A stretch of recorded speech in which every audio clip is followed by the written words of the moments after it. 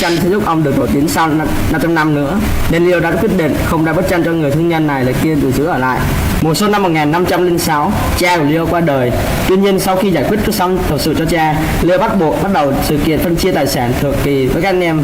Sau khi giải quyết cho xong phụ kiện, Leonardo chuyển sang phục vụ cho vua Lết Thập Nhì.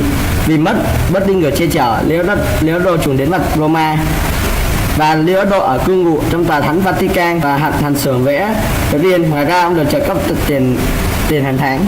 Khi thời gian Leonardo yếu dần, các bác sĩ cho rằng Leonardo chỉ còn sống vài năm nữa.